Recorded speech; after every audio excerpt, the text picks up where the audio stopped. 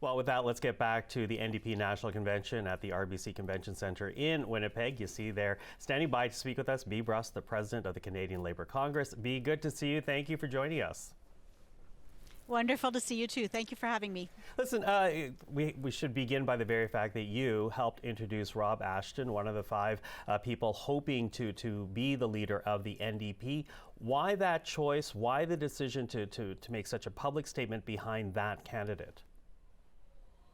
Well, listen, I have known Rob for many years. I know Rob is a worker and he stands up for workers. I've seen him in action defending his members. I've seen him in action not just on picket lines, but also in governmental meetings standing up for the rights of workers consistently. And not only does he stand up for workers, but what he wants for his own members and what he wants for unionized workers is what he wants for all workers across this country. The ability to live with respect and dignity, the ability to have a good paycheck, the ability to retire with dignity, and to be able to have a good roof over their head and put food on the table. And so he's got my full support. Has your full support. There is also a key message being shared, at least in that portion of the leadership showcases, that there seems to be a feeling amongst members of the party that the NDP has drifted away from workers, are not as centered, as preoccupied with workers' concerns as they have been in the past. Is that the comment you're trying to make, that the NDP has failed the working class in this country? Well, I think we have to face reality. The reality is that there's a disconnect between the average worker going to work every day and the values that our party is putting forward. It's not that we don't have the same values that those workers have, but they don't see necessarily the solution to their issues within the party. And so it is really critically important that we win back the hearts and minds of workers. Who better to do that than somebody who does that for a living, than somebody who walks into workplaces, who walks into lunchrooms, and who understands the concerns that those workers have, the fear for the future that they have, and who's sat at bargaining tables and knows what it means to get a good deal for those workers so that they can have a good paycheck. Okay, but how do you get those workers back? Because quite frankly, and this is no huge revelation, you saw it, the Conservatives, for example, made a huge appeal to the working class in this country. A number of voters drifted away from the NDP, some to the Liberals, some to the Conservatives. How do you get that working vote back to the NDP? Listen, it's critical that no matter who is leader tomorrow, that the priority of workers has to be the first thing that we talk about. The issues of affordability, of housing, of safeguarding jobs in this country at this critical time with Trump trade wars. At this time when we also need strong public services, those are the key issues that our party needs to be speaking with about unapologetically but what message do you make on it specifically? I understand you say they need to be prioritized, but what is the message? Because again, if you take the Conservative campaign of the last election as an example, they were talking about affordability challenges, housing challenges, and getting workers the jobs that they're worried about losing. Sure, but what are they actually putting forward? What are they offering? You know, the examples that we've heard over the last day and a half here in terms of what's possible versus what we've seen from the Conservative Party is quite different.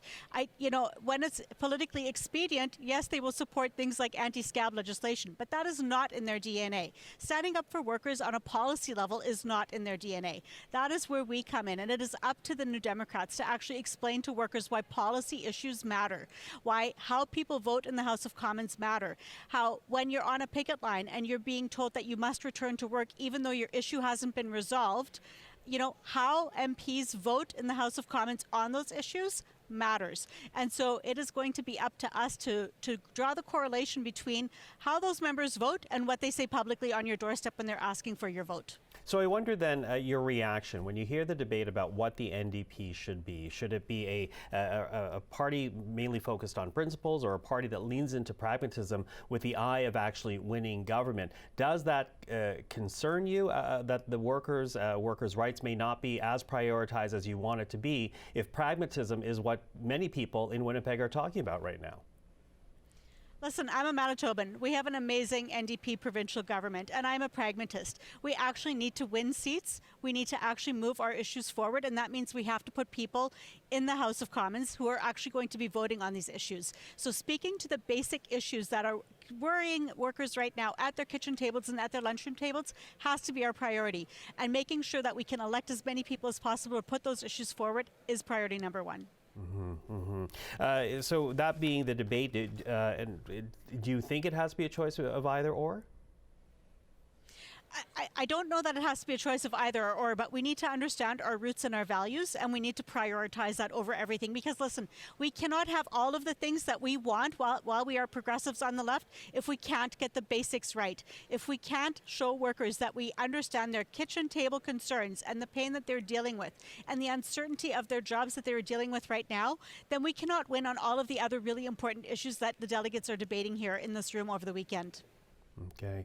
Very quickly, there will be a new leader announced tomorrow. I'm wondering what the key, whoever that is, I hear you, you're supporting Rob Ashton, but whoever it may be, what are the pitfalls you want them to be aware of, that you think they need to be aware of as they take on a new challenge? Listen, workers and labor is going to be there to support whoever that new leader is, but they need to speak to worker issues front and center. Workers need to be able to see themselves reflected in the values and in the message that they're hearing from our new leader. Okay, Bea Bruske, always good to speak with you. Thank you for this. Bea Bruske, the president of the Canadian Labour Congress.